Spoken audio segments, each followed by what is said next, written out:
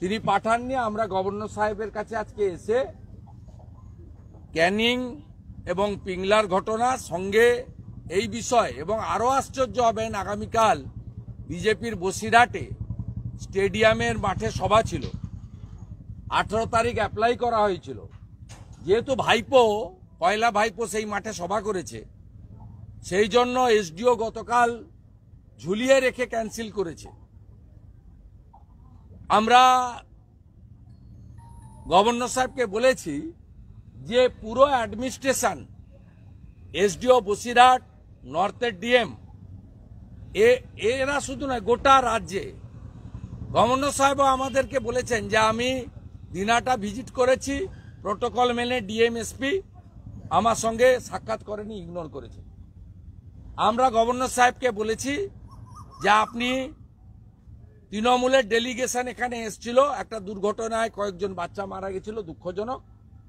আপনি চোপড়াতে ভিজিট করেছেন, আপনি শান্তনু ঘোড়াইয়ের বাড়িতে তার মা দাঁড়িয়ে আছে, এখানেও আপনি ভিজিট করুন, আবেদন বলুন, দাবি বলুন। আমরা বলেছি, আমরা বলেছি আপনি ক্যানিং ভিজিট করুন। আপনি ডিজিপিকে বলেছিলেন যে শাহজাহান শেখকে অ্যারেস্ট না করলে আমি ক্যাম্প করে সন্দেশখালীতে বসে থাকব। আপনার চাপে বাধ্য হয়েছে অ্যারেস্ট করতে।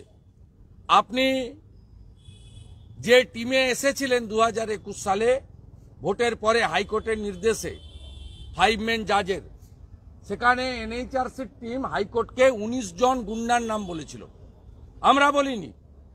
ওই টিমে আপনার সই আছে, তখন আপনি অন্য ভূমিকায় ছিলেন, আজকে গভর্নর, কিন্তু সইটা তো আর পাল্টে যাবে না।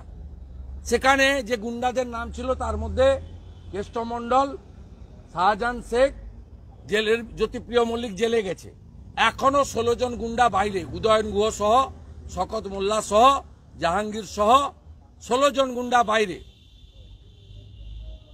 আমরা এই গুন্ডাদেরকে অবিলম্বে গ্রেপ্তার দেখতে চাই।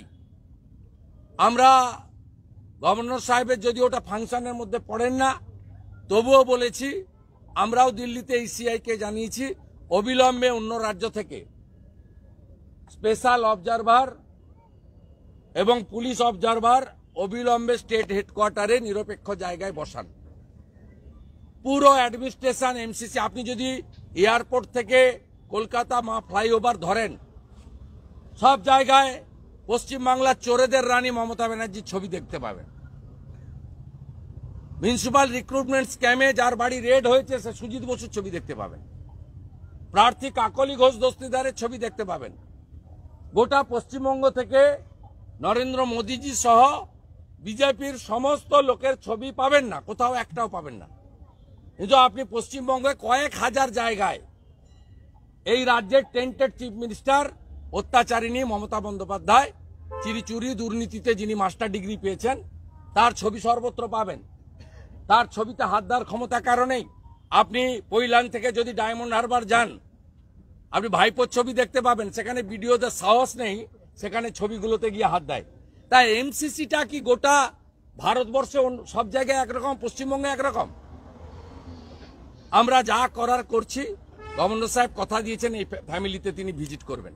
ক্যানিং এর ব্যাপারে অ্যাসিওর করেননি, তথ্য নিচ্ছেন, কিন্তু শান্তনু ঘোড়াইয়ের বাড়িতে তিনি ভিজিট করবেন, তার বাচ্চার ভবিষ্যতের পড়াশোনার দায়িত্ব তিনি নেবেন বলেছেন।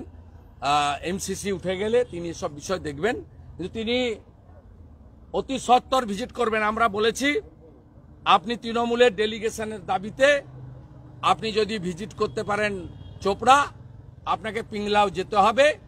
শান্তনু ঘোড়াইয়ের ফ্যামিলিকে বিজেপি করার অপরাধে খুন করেছে, আপনার পাশে দাঁড়াতে হবে। গভর্নর সাহেবকে আমরা ধন্যবাদ দিয়েছি যে দিনহাটা আপনি গেছেন, আপনি কনস্টিটিউশনকে প্রোটেকশন করার জন্য মানুষকে বাঁচানোর চেষ্টা করছেন, এই জন্য আপনাকে আমরা ধন্যবাদ দিয়েছি। শুভেন্দুবাবু, আজকে সোমনাথ শ্যাম তিনি একটি অভিযোগ করে বলছেন হলুদ ফাইল আছে, তাতে শুভেন্দু অধিকারী এবং অর্জুন সিং চাকরি দুর্নীতিতে জড়িত, আমার কাছে প্রমাণ আছে। হ্যাঁ, প্রমাণ দিন।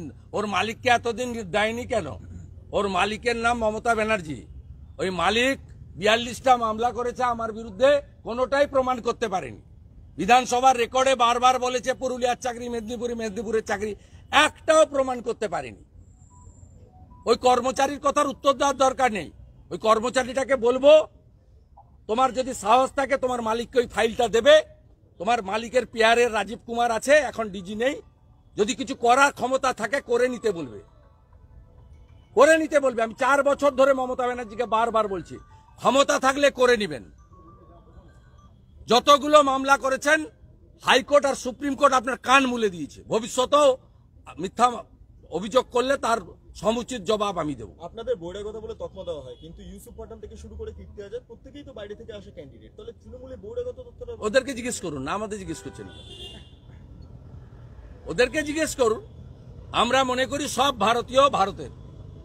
কাশ্মীরের লোকও পশ্চিমবঙ্গে লোকসভায় লড়তে পারে, পশ্চিমবঙ্গের লোকও গিয়ে গুজরাটে লড়তে পারে।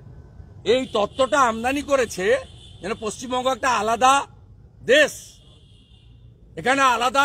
তো আপনি তো দেখে ফেলেছেন বিধানসভায়, বলছে পশ্চিমবঙ্গের জাতীয় সঙ্গীত গাওয়া হবে। আমরা মুহূর্তর জবাব দিয়েছি বিজেপির এমএলএ, ভারতের জাতীয় সঙ্গীত গেয়ে আলাদা জাতীয় সঙ্গীত হবে, আলাদা পতাকা হবে। জামাত হেফাজতকে আর একটু পরেই হয়ে গেল তো ঘোষণা করে দিবে এটা। 72টা জায়গায় বিএসএফ কে জমি দেননি যাতে রোহিঙ্গারা এখানে ঢুকতে পারে, আপনার ভোট ব্যাংক তৈরি করতে পারে।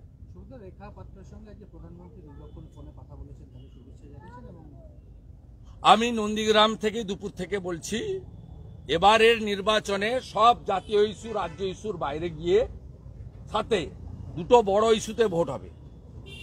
চোর তৃণমূল, চাকরি চোর, রেশন চোর, চোর তৃণমূল। তার ভান্ডা ফোড় করেছেন justice, x justice Abhijit Ganguly.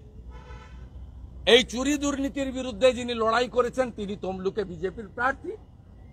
আর নারী নির্যাতন, মধ্যরাত্রে ডেকে পিঠা খাওয়ানো তৈরির নামে মহিলাদের উপর, মায়েদের উপর অত্যাচারী তৃণমূল, শাহজাহানের দল, মমতা ব্যানার্জির দল।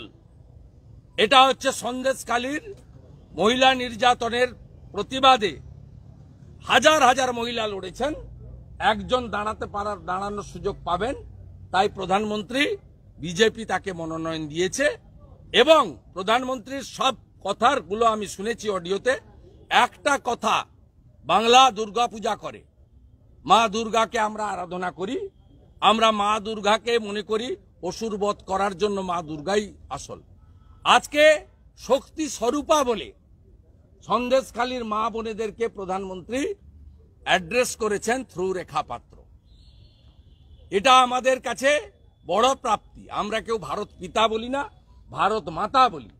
মায়েদের গায়ে যারা হাত দিয়েছে, মায়ের ইজ্জত সম্ভ্রম যারা লুণ্ঠন করেছে, তাদের কেউ ক্ষমা করবে না।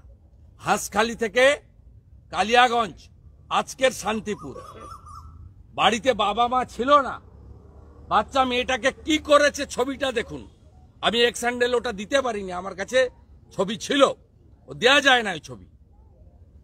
এখানেও দেখুন, হাঁসখালিতে উপপ্রধানের ছেলে, এখানেও তৃণমূলের বুথ সভাপতির ছেলে। এগুলো হচ্ছে পশ্চিমবঙ্গের পুলিশের জন্য। পুলিশের একদিকে রেশন নেই, একদিকে ডিএ নেই, অন্যদিকে তৃণমূলের ছাপ থাকলে ধর্ষণ করুন, খুন করুন, লুট করুন, বাক্স বদলান, মারুন, কাটুন, জ্বালিয়ে দিন, পুড়িয়ে দিন, সব ছাড়। এর জন্য দায়ী পশ্চিমবঙ্গের পুলিশ এবং a large section of tainted IPS officer, যারা পিসিআর ভাইপোর প্রোটেক্টর। আবারও বলি, আমি সভাতে বলি, চিরদিন কাহারও সমান নাহি যায়। পৃথিবীটা গোল, অপেক্ষা করে থাকুন। জনগণই শেষ কথা বলবেন। আমিনুল নামক পুলিশকে দিয়ে, সুপ্রতিম সরকার তার আগে সুমিত কুমারকে দিয়ে, রাজীব কুমারকে পাঠিয়ে সন্দেশখালীকে যেমন দমাতে পারেননি, জনতা শেষ কথা বলেছে। আগামী দিনে পশ্চিমবাংলার সব জায়গায় জনতা শেষ কথা বলবে। তাই মায়েদের গর্জন, এবারের ভোটে তৃণমূলের হবে বিসর্জন। এখনো পর্যন্ত